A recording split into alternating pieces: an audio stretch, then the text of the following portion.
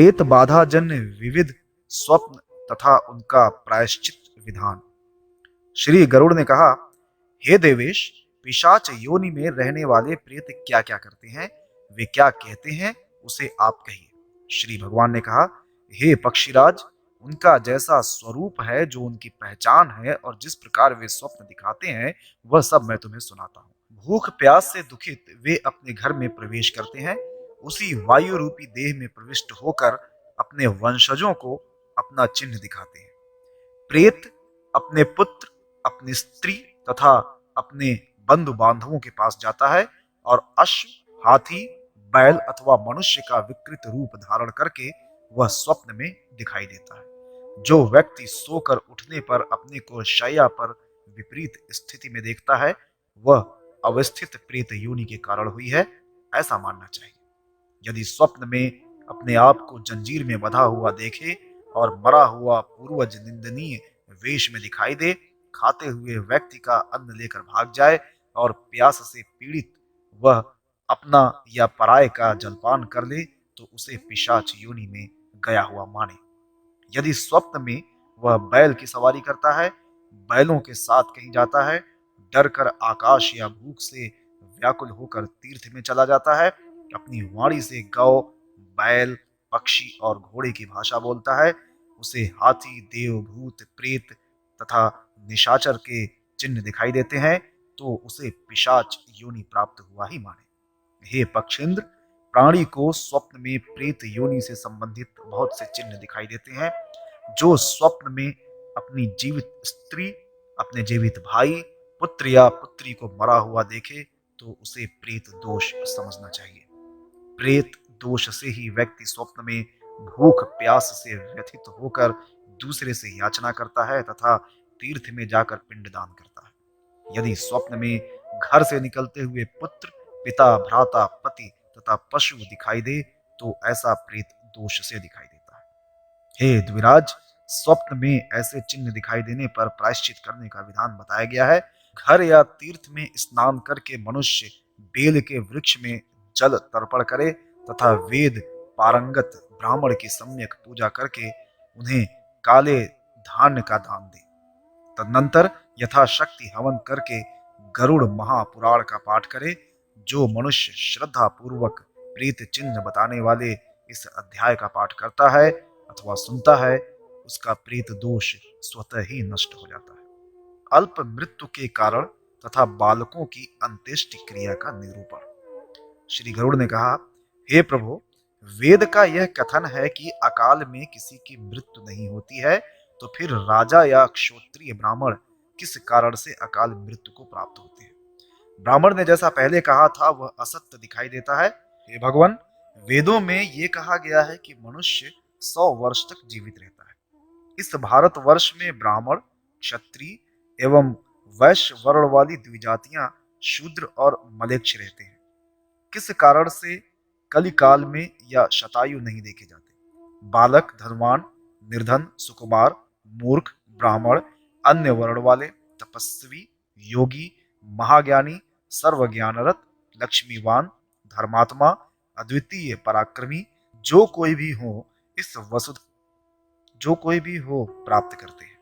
इनके गर्भ में आने के कारण ही के पीछे मृत्यु लगी रहती है। इसका कारण क्या है?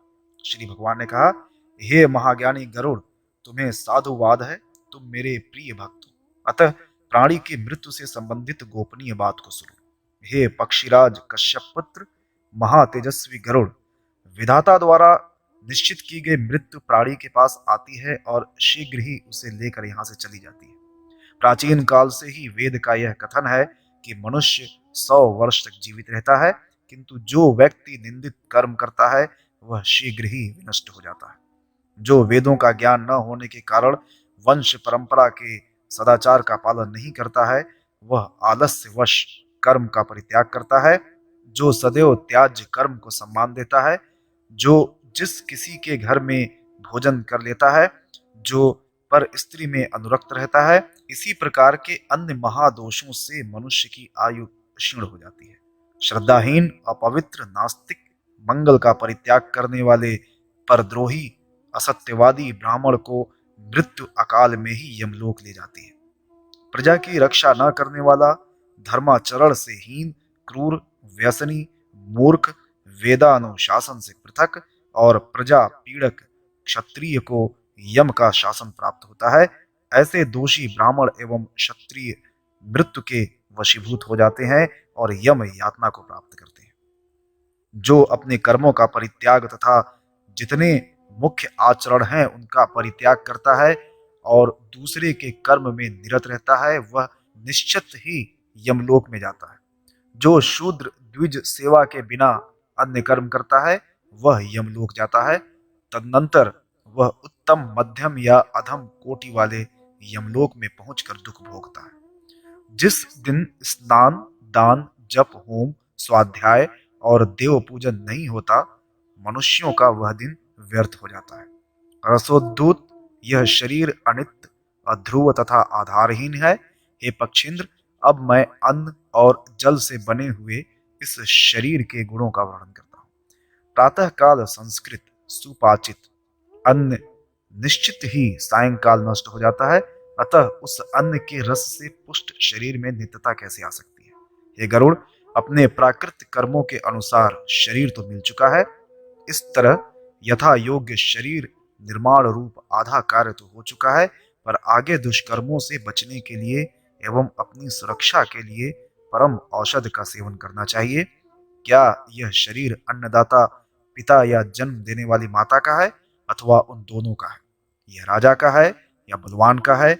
अग्नि अथवा कुत्ते का है?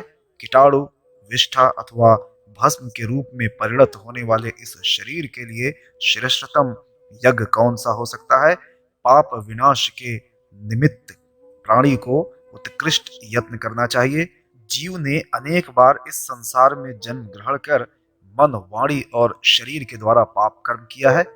मनुष्य जन्म मिलने पर प्राणी को पूर्व सभी जन्मों के पापों का स्मरण करके तप के द्वारा उन्हें विनष्ट करने का प्रयास करना चाहिए। कर्म के अनुसार प्राप्त होने वाले गर्भवास के महान कष्ट को देखकर भी जो मनुष्य पुनः गर्भवास में आता है, अर्थात मानव योनि में ही उससे मुक्ति का प्रयास नहीं करता, वह पातकी अंडजाति योनियों में जहां जहां जाता है, वहीं आधियां, व्याधियां, क्लेश और वृद्धावस्था जनित रूप परिवर्तन होते रहते हैं। हे द्विजोत्तम, गर्भवास से निकला हुआ प्राणी अज्ञान रूपी अंधकार से आच्छन्न हो जाता है। बाल्यावस्था में रहने के कारण वह सदसत का कुछ भी ज्ञान नहीं रखता।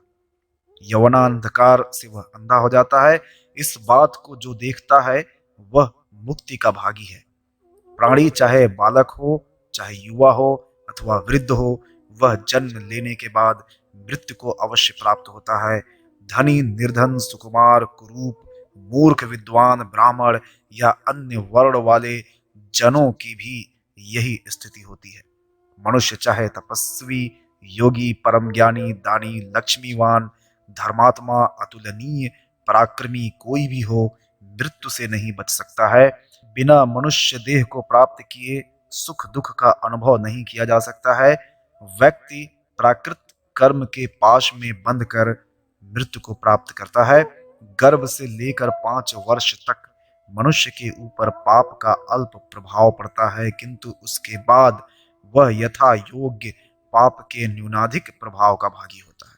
इस प्रकार प्राणी को बार बार इस संसार में आना जाना पड़ता है। इस पृथ्वी पर मरा हुआ मनुष्य दानादि सत्कर्मों के प्रभाव से पुनः जन्म लेकर अधिक दिनों तक जीवित रहता है। सूत जी ने कहा, भगवान कृष्ण के ऐसे वचन को सुनकर गरुड़ जी ने कहा, हे प्रभु, बालक की मृत्यु हो जाने पर पिंड दानादि क्रियाओं को कैसे करना चाहिए? यदि विपन्नावस्था में फंसे हुए भ्रूण की मृत्यु गर्भ में ही हो जाती है अथवा चूड़ाकरण के बीच शिशु मर जाता है, तो कैसे, किसके द्वारा दान दिया जाना चाहिए? मृत्यु के बाद कौन सी विधि है? गरुड़ के ऐसे वाक्य सुनकर भगवान विष्णु ने कहा, हे गरुड़, यदि स्त्री का गर्भपात हो जाए अथवा गर्भास्राव हो जाए तो जितने मास का गर्भ होता है उतने दिन का अशौच मानना चाहिए। आत्म कल्याण की इच्छा रखने वाले व्यक्ति को उसके लिए कुछ भी नहीं करना चाहिए।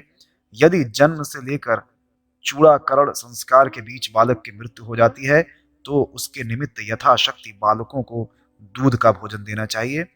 यदि चूड़ाकरण संस्कार होने के बाद 5 वर्ष तक बालक की मृत्यु होती है तो शरीर दाह का विधान है, उसके लिए दूध देना चाहिए और बालकों को भोजन कराना चाहिए। 5 वर्ष की अधिक आयु वाले बालक की मृत्यु होने पर अपनी जाति के लिए विहित समस्त औधर्य दैहिक क्रियाओं का संपन्न करना अपेक्षित है।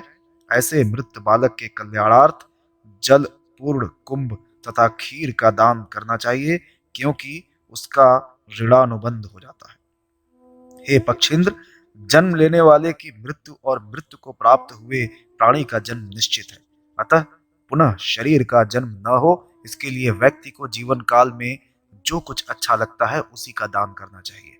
ऐसा न करने पर उस प्राणी का जन्म निर्धन कुल में होता है, वह स्वल्पायु और निर्धन होकर प्रेम तथा भक्ति से दूर रहता है, उसे पुनर्जन्म प्राप्त होता है। अतः मृत शिशु के लिए यथेप्सित दान आवश्यक है। ऐसा होने पर ब्राह्मण बालकों को मिष्ठान भोजन अवश्य देना चाहिए। पुराण में इससे संबंधित जिस गाथा का गान हुआ है सब प्रकार से वह मुझे सत्य प्रतीत होता है। गाथा इस प्रकार है। भोज्य वस्तु एवं भोजन शक्ति रति शक्ति रहने पर श्रेष्ठ स्त्री की प्राप्ति तथा धन वैभव एवं दान शक्ति ये तीनों अल्प तपस्या का फल नहीं है। ऐसा साथ साथ होना बड़ा दुर्लभ है। दान देने से प्राणी को भोगों की प्राप्ति होती है, तीर्थ सेवन से सुख मिलता है और सुभाषण करता हुआ जो मरता है वह विद्वान धर्म वेत्ताओं में श्रेष्ठ है। दान न देने पर प्राणी दरिद्र होता है, दरिद्र होने पर पाप करता है, पाप के प्रभाव से नरक में जाता है, तदनंतर बार बार वह दरिद्र एवं पापी बनता जाता है। बालकों की अंत्येष्टि क्रिया का स्वरूप, सतपुत्र की महिमा तथा औरस और क्षेत्रज आदि पुत्रों द्वारा अंत्येष्टि करने का फल। श्री विष्णु ने कहा, हे गरुड़, इसके बाद अब मैं पुरुष स्त्री का निर्णय कहूंगा। बालक जीवित हो अथवा मृत्यु को प्राप्त हो गया हो, 5 वर्ष से अधिक अवस्था हो जाने पर उसमें पुरुषत्व प्रतिष्ठित हो जाता है। वह अपनी समस्त इंद्रियों को जान लेता है और रूप तथा कुरूप के विपर्य को जानने की क्षमता भी उसमें आ जाती है। पूर्व जन्मार्जित कर्म फल से प्राणियों का वध और बंधन होता है। पाप ही सभी लोगों को नष्ट करता है। हे पक्षीराज, गर्भ के नष्ट होने पर कोई और्ध दैहिक क्रिया नहीं है। शिशु की मृत्यु होने पर दुग्ध का दान देना चाहिए। शैशव के बाद की अवस्था में बालक की मृत्यु होने पर पायस तथा खीर का दान देना चाहिए। कुमार की अवस्था में मृत्यु होने पर एकादशा, द्वादशा, वृषोत्सर्ग तथा महादान को छोड़कर अन्य सभी अर्ध दैहिक कृत्य करने का आदेश दिया गया है। मरे हुए कुमार और बालकों के निमित्त भोजन, वस्त्र और वेष्टन देना चाहिए। बाल, वृद्ध अथवा तरुण के मरने पर घट बंधन करना चाहिए। हे खगश्रेष्ठ, 2 माह कम 2 वर्ष के बालक की मृत्यु होने पर उसको पृथ्वी में गड्ढा खोद कर गाड़ देना चाहिए। इससे अधिक आयु वाले मृत बालक के लिए दाह संस्कार का ही विधान उत्तम है। सभी शास्त्रों में जन्म से लेकर दांत निकलने तक की अवस्था वाले बच्चे को शिशु, चूड़ाकरण संस्कार तक की अवस्था वाले को बालक और उपनयन संस्कार तक की आयु वाले को कुमार कहा जाता है। हे गरुड़, उपनयन संस्कार का विधान न होने के कारण शूद्रादि का अंतिम संस्कार कैसे होना चाहिए यह संशय है। गर्भाधान से 9 मास तक के काल को छोड़कर 16 मास तक के बच्चे को शिशु, 27 मास तक के अवस्था प्राप्त बच्चे को बालक, 5 वर्ष की आयु वाले को कुमार, 9 वर्ष वाले को पौगंड, 16 वर्ष वाले को किशोर और उसके बाद का यौवन काल है। 5 वर्ष की अल्पायु में मृत कुमार चाहे उसका व्रत बंद हुआ हो अथवा न हुआ हो, वह पूर्व कथित विधान के अनुसार 10 पिंड कृत्य की कामना करता है। स्वल्प कर्म, स्वल्प प्रसंग, स्वल्प विषय बंधन, स्वल्प शरीर और स्वल्प वस्त्र के कारण प्राणी स्वल्प क्रिया की इच्छा करता है। जीव जब तक वृद्धि की ओर बढ़ रहा हो, जब तक वह सांसारिक विषय वासनाओं से घिरा हो, तब तक उसे अपने उस मृत परिजन को वे सभी भोज्य पदार्थ और अनावश्यक वस्तुएं देनी चाहिए जो उसके लिए उपजीव्य और इच्छित थी। हे खगेश, चाहे बालक हो या वृद्ध हो अथवा युवा हो, सभी प्राणी घट की इच्छा करते हैं। सर्वत्रगामी देही जीवात्मा सदैव सुख दुख का अनुभव करता है। जिस प्रकार सांप अपनी पुरानी केचुल का परित्याग कर देता है, उसी प्रकार जीव अपने पुराने शरीर का परित्याग कर अंगुष्ठ मात्र परिमाण वाला होकर तथा वायुभूत हो भूख से पीड़ित हो जाता है। अतः बालक की भी मृत्यु होने पर निश्चित ही दान देना चाहिए। जन्म से लेकर 5 वर्ष तक की अवधि में मरा हुआ प्राणी दान में दिए गए असंस्कृत भोजन का उपभोग करता है। यदि 5 वर्ष से अधिक आयु वाले बालक की मृत्यु हो जाती है, तो वृषोत्सर्ग और सपिंडीकरण को छोड़कर द्वादशाह के आने पर षोडश श्राद्ध करना चाहिए। उस दिन यथाक्रम पायस खीर से बने पिंड का दान देना चाहिए। यह पिंडदान गुड़ से भी किया जा सकता है। उसी दिन सानोदक कुंभ और पद दान देना चाहिए। ब्राह्मण को भोजन कराना चाहिए और यथाशक्ति महादानादि भी करने चाहिए। पक्षी श्रेष्ठ दीप दानादि जो कुछ शेष कर्म हैं, उन्हें 5 वर्ष से अधिक आयु वाले कुमार की मृत्यु होने पर करना चाहिए। हे पक्षीराज, व्रत बंध यज्ञोपवीत होने से पहले जिसका मरण हुआ हो, उसकी संतृप्ति के लिए पूर्वोक्त कर्म करना चाहिए। यदि मनुष्य के द्वारा सारी क्रिया नहीं की जाती है, तो वह जीव पिशाच हो जाता है। व्रतबंध के पूर्व मृत बालक के लिए पूर्वोक्त सब कर्म करना चाहिए। उसके बाद स्वाहा शब्द से समन्वित मंत्र के द्वारा षोडश एकोदिष्ट श्राद्ध करें। ऋजु कुश से श्वेत तिल के द्वारा अपसव्य होकर समस्त क्रिया करने से पितृगण परम गति को प्राप्त करते हैं और दीर्घायु होकर पुनः अपने ही कुल में जन्म लेते हैं। सभी प्रकार के सुखों को प्रदान करने वाला पुत्र माता पिता के प्रेम का अभिवर्धक होता है। जैसे एक आकाश, एक चंद्र और एक आदित्य आश्रय भेद से पृथक पृथक घटादि में दिखाई देते हैं, वैसे ही पिता का आत्मा सभी पुत्रों में सदैव विचरण करता रहता है। जिसकी जो प्रकृति शुक्र शोणित संगम से पूर्व होती है, वही पुत्रों में आकर सन्निहित हो जाती है। वैसे ही वे अपने जीवन में कर्म करते हैं। किसी का पुत्र पिता का रूप लेकर उत्पन्न होता है।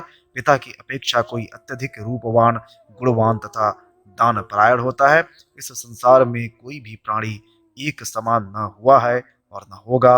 अंधे से अंधा, गूंगे से गूंगा, बहरे से बहरा तथा विद्वान से विद्वान जन्म नहीं लेता। इस सृष्टि में कहीं भी अनुरूपता दिखाई नहीं देती है। गरुड़ ने कहा, औरस और क्षेत्रज आदि 10 प्रकार के पुत्र माने गए हैं। जो संगृहित कहीं से प्राप्त तथा दासी से उत्पन्न हुआ है, उससे मनुष्य को क्या लाभ प्राप्त हो सकता है? मृत्यु के वश में गए हुए प्राणी को उस पुत्र से कौन सी गति प्राप्त होती है? जिस व्यक्ति के न पुत्री है, न पुत्र, न दौहित्र, लड़की का पुत्र नाती है, उसका श्राद्ध किसके द्वारा किस विधि से होना चाहिए? श्री भगवान ने कहा, हे गरुड़, पुत्र के मुख को देखकर मनुष्य पितृ ऋण से मुक्त हो जाता है। पौत्र को देखने से मनुष्य को तीनों ऋण से मुक्ति मिल जाती है। पुत्र, पौत्र तथा प्रपौत्रों के होने से व्यक्ति को अनंत लोक और स्वर्ग की प्राप्ति होती है। जो क्षेत्रज पुत्र है, वे पिता को मात्र लौकिक सुख प्रदान करने में समर्थ होते हैं। औरस पुत्र को विधिवत पार्वण श्राद्ध करना चाहिए। अन्य पुत्र एकोदिष्ट श्राद्ध करते हैं, पार्वण नहीं। ब्राह्म विवाह के नियमों से विवाहित स्त्री के गर्भ से उत्पन्न हुआ पुत्र पिता को स्वर्ग ले जाता है। संग्रहित पुत्र प्राणी को अधोगति में ले जाता है। यदि वह सांवत्सरिक श्राद्ध करता है, तो उससे पिता को नरक की प्राप्ति होती है। अन्न दान के अतिरिक्त वह सब प्रकार का दान अपने पालक पिता के लिए कर सकता है। संग्रहित पुत्र को एकोदिष्ट श्राद्ध ही करना चाहिए, पार्वण नहीं। माता पिता के लिए वार्षिक श्राद्ध करके वह पाप से लिप्त नहीं होता। यदि वह एकोदिष्ट श्राद्ध का परित्याग करके पार्वण श्राद्ध करता है, तो अपने को और पितरों को यमलोक पहुंचाता है। जो संग्रहित पुत्र और दासी से उत्पन्न हुए पुत्रादि हैं, उन्हें तीर्थ में जाकर पितृ श्राद्ध करना चाहिए तथा ब्राह्मणों को दान देना चाहिए। यदि संग्रहित पुत्र पाक श्राद्ध करता है तो उसके श्राद्ध को वैसे ही वृथा समझना चाहिए जैसे शुद्रान्न से द्विजत्व नष्ट हो जाता है। वह श्राद्ध परलोक में गए हुए पिता पिता महादि पितरों को प्रसन्न नहीं कर पाता। हे पक्षी श्रेष्ठ, ऐसा जानकर व्यक्ति को हीन जाति में उत्पन्न हुए पुत्रों का परित्याग कर देना चाहिए। यदि अपरिणीता ब्राह्मणी के गर्भ से ब्राह्मण के द्वारा पुत्र उत्पन्न किया जाता है तो वह चांडाल से भी नीच होता है। जो पुत्र सन्यासी से जन्म लेता है या शूद्र से ब्राह्मण के गर्भ में उत्पन्न होता है तो ऐसे पुत्रों को तुम चांडाल ही समझो। जो सगोत्रा कन्या से जन्म ग्रहण करता है वह भी चांडाल ही होता है। हे खगेश्वर, यथा विधान विवाहित स्त्री से पुत्र पैदा करके व्यक्ति स्वर्ग जाता है, ऐसे सदाचारी पुत्रों के आचरण से मनुष्य को सुख की प्राप्ति निश्चित है। जो दुराचारी पुत्र है वह अपने कुत्सित आचरण से पिता को नरक में ले जाता है। हीन जाति से उत्पन्न हुआ सदाचारी पुत्र अपने माता पिता को सुख प्रदान करता है। जो मनुष्य कली काल के पाप से निर्मुक्त है, सिद्ध जनों से पूजित है, लोक देव की अप्सराओं के द्वारा सम्मान में डुलाए जा रहे चंवर और पहनाई गई माला से सुशोभित है, वह अकेले ही 100 पितरों तथा नरक में गए हुए बंधु बांधवों, पुत्र पौत्रों तथा प्रपौत्रों का उद्धार कर देता है। सपिंडीकरण श्राद्ध का महत्व, प्रतिवर्ष विहित मासिक श्राद्ध आदि की अनिवार्यता, पति पत्नी के सहमरण आदि की विशेष परिस्थिति में पाक एवं पिंडदान आदि की विभिन्न व्यवस्था का निरूपण और बभ्र वाहन की कथा। गरुड़ ने कहा, हे देवश्रेष्ठ, हे प्रभु, आप मेरे ऊपर कृपा करके यह बताएं कि मरे हुए प्राणियों का सपिंडी कर्म किस समय करना चाहिए। सपिंडी कर्म होने पर प्रेत कैसी गति प्राप्त करता है और जिस प्रेत का सपिंडी कर्म नहीं होता उसकी कैसी गति होती है। स्त्री और पुरुष का किसके साथ सपिंडी कर्म होना चाहिए। हे सुरेश्वर, स्त्री और पुरुष एक साथ सपिंडी कर्म के भागीदारी बनकर कैसे उत्तम गति प्राप्त कर सकते हैं। पति के जीवित रहते हुए स्त्रियों का सपिंडीकरण कैसे हो सकता है। वे किस प्रकार पति लोक या स्वर्ग को जाती हैं। अग्न्याय रोहण हो जाने पर स्त्रियों का श्राद्ध कैसे होता है। उनका वृषोत्सर्ग किस प्रकार किया जाता है। हे स्वामिन, सपिंडीकरण हो जाने पर मृतक के लिए घटदान कैसे हो। हे हरे, आप संसार के कल्याणार्थ इसे बताने की कृपा करें। श्री भगवान ने कहा, हे पक्षिन, जिस प्रकार सपिंडीकरण होता है वैसा ही मैं तुम्हें सुनाऊंगा। हे खगराज, जब मनुष्य मरने के बाद 1 वर्ष की महापथ यात्रा करता है तो पुत्र पौत्रादि के द्वारा सपिंडीकरण हो जाने पर वह पितृलोक में चला जाता है। इसलिए पुत्र को पिता का सपिंडीकरण करना चाहिए। वर्ष के पूर्ण हो जाने पर पिंड प्रवेशन अर्थात सपिंडीकरण करना चाहिए। हे पक्षियों के सींग, वर्ष के अंत में निश्चित रूप से प्रेत पिंड का मेलन होता है। पितृ पिंडों के साथ प्रेत पिंड का सम्मिलन हो जाने पर वह प्रेत परम गति को प्राप्त करता है। तत्पश्चात वह प्रेत नाम का परित्याग करके पितृगण हो जाता है। अपने गोत्र या सपिंड में जितने लोगों को अशौच शास्त्रानुसार होता है उनके वहां यदि विवाह या कोई शुभ कार्य होना है तो तीसरे पक्ष या 6 मास में ही सपिंडीकरण किया जा सकता है। हे खगेश्वर, गृहस्थ के घर में यदि किसी का मरण हुआ हो तो विवाह आदि शुभ कार्य नहीं करना चाहिए। जब तक सपिंडीकरण नहीं हो जाता है तब तक भिक्षुक उस घर की भिक्षा को स्वीकार नहीं करते हैं। अपने गोत्र में अशौच तब तक रहता है जब तक पिंड का मेलन नहीं हो जाता। पिंड मेलन होने पर प्रेत शब्द निवृत्त हो जाता है। कुल धर्म अनंत है। पुरुष की आयु क्षयशील है और शरीर नाशवान है। इस कारण 12वां दिन ही सपिंडीकरण कर्म के लिए प्रशस्त समय होता है। मृत व्यक्ति अग्निहोत्री रहा हो अथवा न रहा हो, उसका सपिंडीकरण द्वादशाह को ही कर देना चाहिए। तत्दृष्टा ऋषियों ने 12वें दिन, तीसरे पक्ष में, 6ठे मास में अथवा वर्ष पूर्ण होने पर सपिंडीकरण का विधान किया है। पुत्रवान का सपिंडीकरण के बाद कभी भी एकोदिष्ट नहीं करना चाहिए। सपिंडीकरण के पश्चात जहाँ जहाँ श्राद्ध किया जाए, पुत्रवान का एकोदिष्ट कभी न किया जाए। वहाँ वहाँ 3 श्राद्ध, पार्षण श्राद्ध करने आवश्यक है, अन्यथा कर्ता पितृधातक कहलाता है। अशक्त होने पर भी पार्षण श्राद्ध करना चाहिए, ऐसा मुनियों ने कहा है। यदि दिन और मास न ज्ञात हो तो उनका पार्षण श्राद्ध ही करना उचित है। पितरों के साथ वह पिता इस लोक में पुत्र के द्वारा दिए गए दान का फल तब तक नहीं प्राप्त करता जब तक उसके शरीर की उत्पत्ति पुनः दशगात्र के पिंड से नहीं हो जाती। ऐसी स्थिति में पुत्र द्वारा किए गए इन्हीं 16 श्राद्धों से प्रेत यमपाश के बंधन से मुक्त होता है। पुत्र रहित पुरुष का सपिंडीकरण नहीं करना चाहिए। पति के जीवित रहने पर स्त्री का भी सपिंडन नहीं होना चाहिए। जिस कन्या का विवाह ब्रह्मादि विवाह विधि से हुआ है, उसकी पिंडोतक क्रियाएं पति के गोत्र से करनी चाहिए। असुरादि विधि से जिसका विवाह हुआ है, उसकी पिंडोदक क्रिया पिता के गोत्र से करनी चाहिए। पिता का सपिंडीकरण सदैव पुत्र करे। यदि पुत्र नहीं है तो स्वयं उसकी पत्नी उस क्रिया का निर्वाह करे। उसके भी न रहने पर सहोदर, भाई, भाई का पुत्र अथवा शिष्य सपिंडीकरण कर सकता है। सपिंडीकरण करके वह नांदी मुख श्राद्ध करे। हे खग, पुत्र न रहने पर ज्येष्ठ भाई का सपिंडीकरण कनिष्ठ भाई करे। उसके अभाव में भतीजा या पत्नी उस कर्म को संपन्न करे। मनु ने कहा है कि यदि सहोदर भाइयों में से एक भी भाई पुत्रवान हो जाए तो उसी पुत्र से अन्य सभी भाई पुत्रवान हो जाते हैं।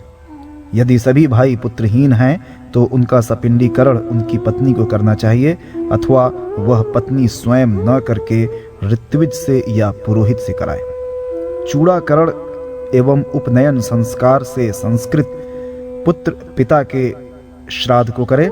जिस पुत्र का उपनयन संस्कार नहीं हुआ है, केवल चूड़ाकरण संस्कार हुआ है, वह श्राद्ध में स्वधा का उच्चारण तो कर सकता है पर वेद मंत्र का उच्चारण नहीं कर सकता। स्त्री का सपिंडीकरण उसके पति, ससुर तथा पर श्वशुर के साथ करना चाहिए।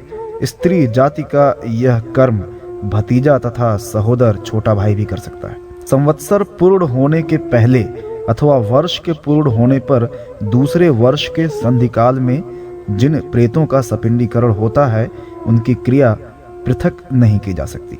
हे वत्स, सपिंडीकरण हो जाने के पश्चात पृथक क्रिया करना निंदनीय माना गया है। जो व्यक्ति अपने पिता को पृथक पिंडदान देता है वह पितृहंता होता है। सपिंडीकरण के बाद पृथक श्राद्ध उचित नहीं है। यदि कोई पृथक पिंडदान करता है तो वह पुनः सपिंडीकरण करे। जो मनुष्य सपिंडीकरण करके एकोदिष्ट श्राद्ध करता है वह स्वयं को तथा प्रेत को यमराज के अधीन कर देता है। हे पक्षिन, वर्ष पर्यंत प्रेत से संबंधित जो भी क्रिया की जाए उसके नाम और गोत्र के सहित विद्वान व्यक्ति करे।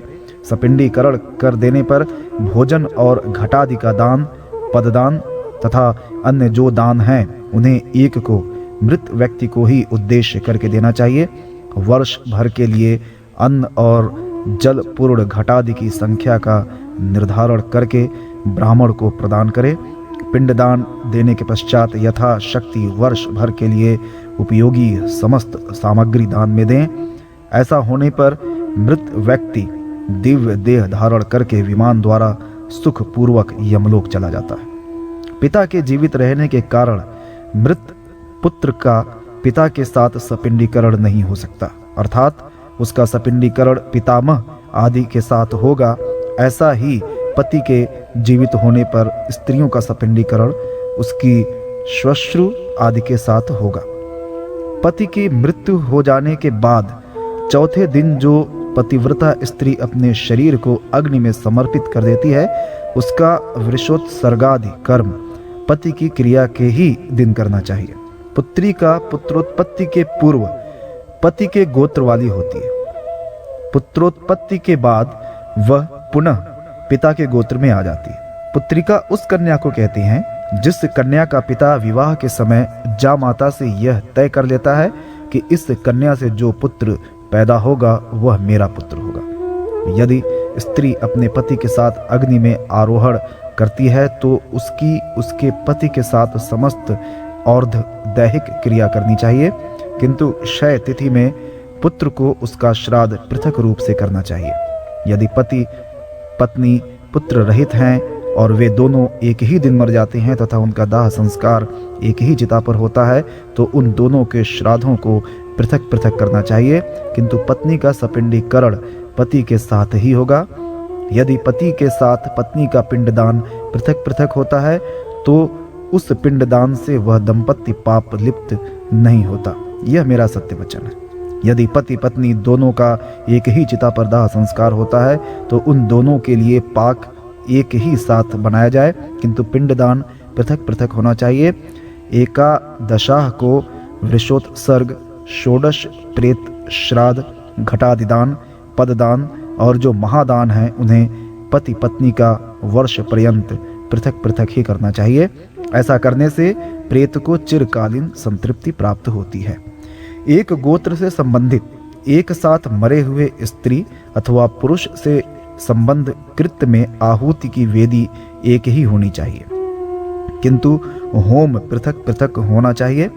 पति एवं पत्नी का एक साथ मरण होने पर उनका एकादशाह का श्राद्ध एवं उनके निमित्त पिंडदान, भोजन आदि पृथक पृथक होगा, पर पाक की व्यवस्था एक ही होगी।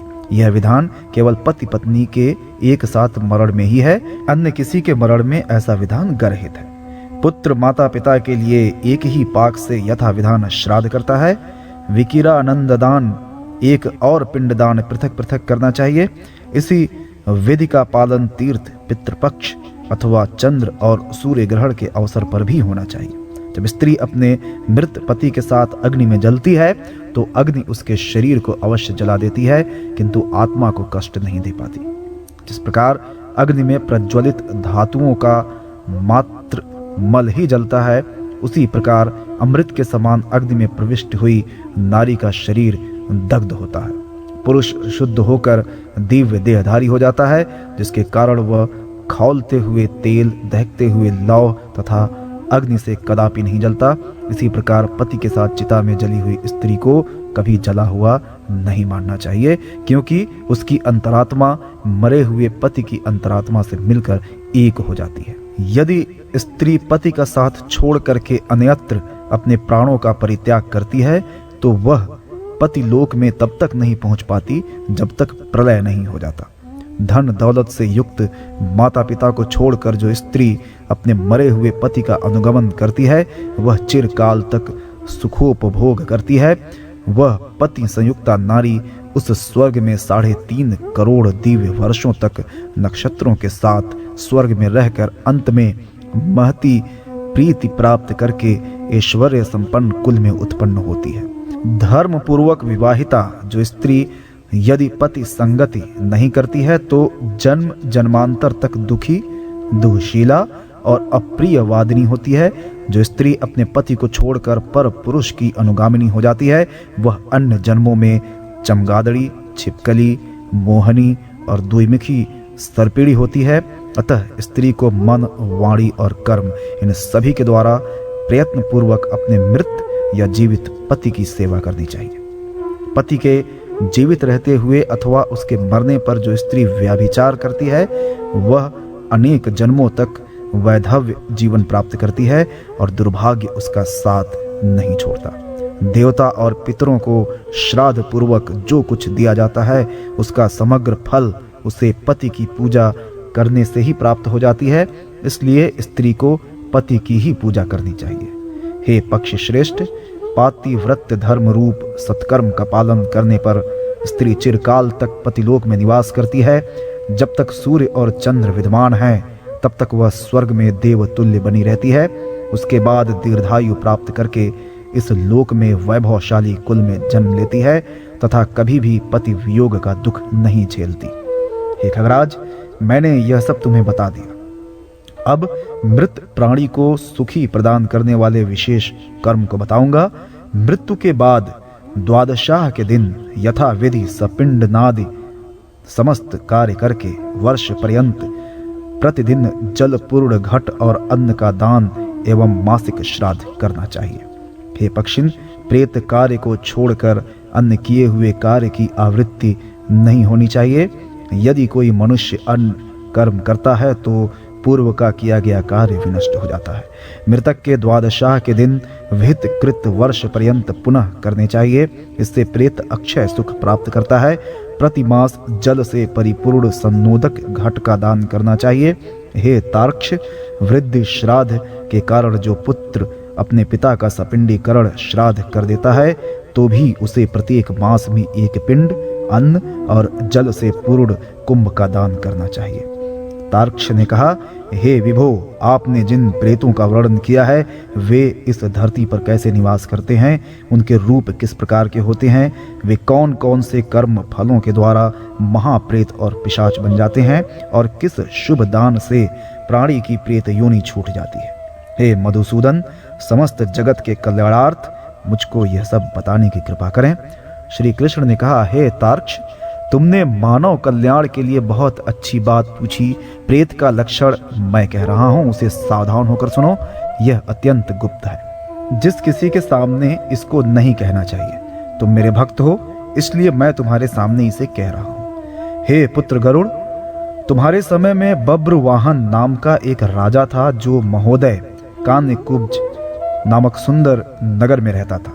वह धर्मनिष्ठ, महापराक्रमी, यज्ञपरायण, दानशील, लक्ष्मीवान, ब्राह्मण हितकारी, साधु सम्मत, सुशील, सदाचारी तथा दया दाक्षिणादि सद्गुणों से संयुक्त था। वह महाबली राजा सदैव अपनी प्रजा का पालन पुत्रवत करता तथा क्षत्रिय धर्म का सम्यक पालन करते हुए सदैव अपराधियों को दंडित किया। कभी विशाल भुजाओं वाले उस राजा ने अपनी सेना के सहित शिकार करने के लिए नाना प्रकार के वृक्षों से भरे हुए सैकड़ों सिंहों से परिव्याप्त विभिन्न प्रकार के पक्षियों के कलरों से निनादित एक घनघोर वन में प्रवेश किया। वन के बीच में जाकर राजा ने दूर से ही एक मृग को देखा और उसके ऊपर अपने वाण को छोड़ दिया। उसके द्वारा छोड़े गए उस कठिन वाण से वह मृग अत्यंत आहत हो उठा और शरीर में बिंधे हुए उस वाण के सहित वह मृग वहां से भागकर वन में लुप्त हो गया। किंतु उसकी कांख से बह रहे रक्त के चिन्हों से राजा ने उसका पीछा किया। इस प्रकार उसके पीछे पीछे वह राजा दूसरे वन में जा पहुंचा। भूख और प्यास से उसका कंठ सूख रहा था तथा परिश्रम करने के कारण अत्यंत थकान का अनुभव करता हुआ वह मूर्छित सा हो गया। उसको वहां एक जलाशय दिखाई दिया। जलाशय देखकर घोड़े के सहित उसने वहां स्नान किया और कमल पराग से सुवासित शीतल जल का पान किया। तत्पश्चात उस जल से निकलकर राजा बब्रवाहन विशाल वट वृक्ष की मनमोहक शीतल छाया के नीचे बैठ गया, जो पक्षियों के कलरों से निनादित तथा उस समूचे वन की पताका के रूप में अवस्थित था। इसके बाद उस राजा ने वहां पर भूख प्यास से व्याकुल इंद्रियों वाले एक प्रेत को देखा, जिसके सिर की केश राशि ऊपर की ओर खड़ी थी। उसका शरीर मलिन, कुब्जा, रुक्ष, मांस रहित और देखने में महाभयंकर लगता था। मात्र शरीर में शेष स्नायु तंत्रिकाओं से जुड़ी हुई हड्डियों वाला वह अपने पैरों से इधर उधर दौड़ रहा था और अन्य बहुत से प्रेत उसको चारों ओर से घेरे हुए थे। हे ताक्ष, उस विकृत प्रेत को देखकर बब्रवाहन विस्मित हो गया और उस प्रेत को भी महाभयंकर वन में आए हुए राजा को देखकर कम आश्चर्य नहीं हुआ। प्रसन्न चित्त होकर प्रेत ने उस राजा के पास जाकर कहा, प्रेत ने कहा, हे महाबाहो, आज आपके दर्शन का यह संयोग प्राप्त कर मैंने प्रेत भाव को त्याग कर परम गति प्राप्त कर ली है। मुझसे बढ़कर धन्य कोई नहीं है। राजा ने कहा, हे प्रेत, तुम मुझे कृष्ण वर्ण वाले भयंकर प्रेत के समान दिखाई दे रहे हो। तुम्हें इस प्रकार का स्वरूप जैसे प्राप्त हुआ है वैसा मुझे बताओ। राजा के ऐसा कहने पर उस प्रेत ने अपने संपूर्ण जीवन वृत्त को इस प्रकार कहा। प्रेत ने कहा, हे नृपश्रेष्ठ, मैं अपने संपूर्ण जीवन वृत्त का विवरण आपको आदि से सुना रहा हूं। मेरे इस प्रेतत्व का कारण सुन आप दया अवश्य करेंगे। हे राजन, नाना रत्नों से युक्त तथा अनेक जनपदों में व्याप्त समस्त संपदाओं से भरा हुआ, विभिन्न पुण्यों से प्रख्यात, अनेकानेक वृक्षों से आच्छादित विदिशा नाम का एक नगर है। मैं वहीं पर निरंतर देव पूजा में अनुरक्त रहकर निवास करता था। उस जन्म में मेरी जाति वैश्य की थी और मेरा नाम सुदेव था। मैं उस जन्म में हव्य से देवताओं को, कव्य से पितरों को तथा नाना प्रकार के दान से ब्राह्मणों को सदैव संतृप्त किया करता था। मेरे द्वारा दीनहीन, अनाथ और विशिष्ट जनों की अनेक प्रकार से सहायता की गई थी, किंतु दुर्भाग्यवश वह सब कुछ मेरा निष्फल हो गया। मेरे वे पुण्य जिस प्रकार से विफल हुए, मैं आपको वो सुनाता हूँ। हे तात, पूर्व जन्म में न मेरे कोई संतान हुई, न कोई ऐसा बंधु बांधव या मित्र ही रहा जो मेरी अर्ध दैहिक क्रिया संपन्न करता। नृपोत्तम, उसी के कारण मुझे यह प्रेत योनि प्राप्त हुई है। हे राजन, एकादशाह, त्रिपक्ष, षणमासिक, सांवत्सरिक, प्रतिमासिक और इसी प्रकार के अन्य जो षोडश श्राद्ध हैं, वे जिस प्रेत के लिए संपन्न नहीं किए जाते हैं, उस प्रेत की प्रेत योनि बाद में स्थिरता को प्राप्त कर लेती है, भले ही बाद में क्यों न उसके लिए सैकड़ों श्राद्ध किए जाएं। हे महाराज, ऐसा जानकर आप मेरा इस प्रेत योनि से उद्धार करें। राजा को सभी वर्णों का बंधु कहा जाता है। मैं आपको एक मणि रत्न दे रहा हूँ। हे राजेंद्र, इस नरक से मुझे उबार लें।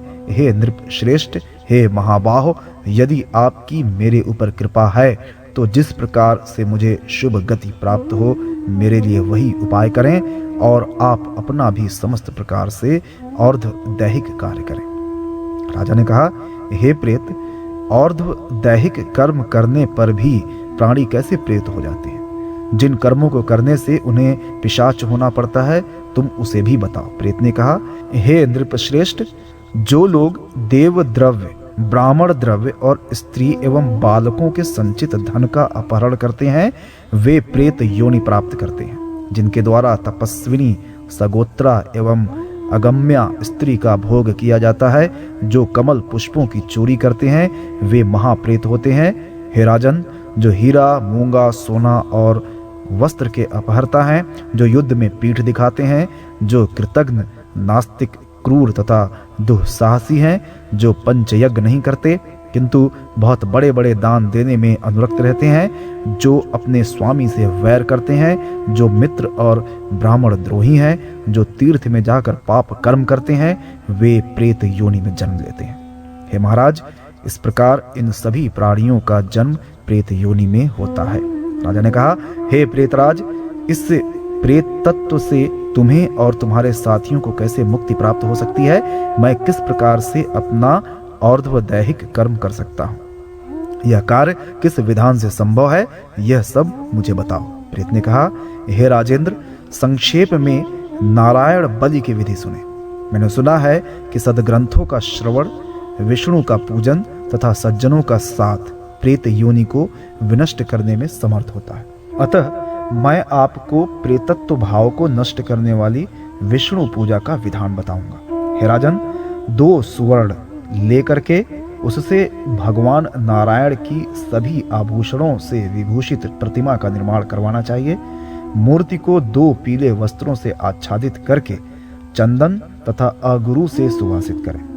तदनंतर नाना तीर्थों से लाए गए पवित्र जल के द्वारा सविधि स्नान कराकर तथा अधिवासित कर पूर्व में भगवान श्रीधर, दक्षिण में भगवान मधुसूदन, पश्चिम में भगवान वामन, उत्तर में भगवान गदाधर, मध्य भाग में पितामह ब्रह्मा और भगवान महेश्वर की विधिवत पूजा गंध पुष्पादि से पृथक पृथक रूप में की जाए।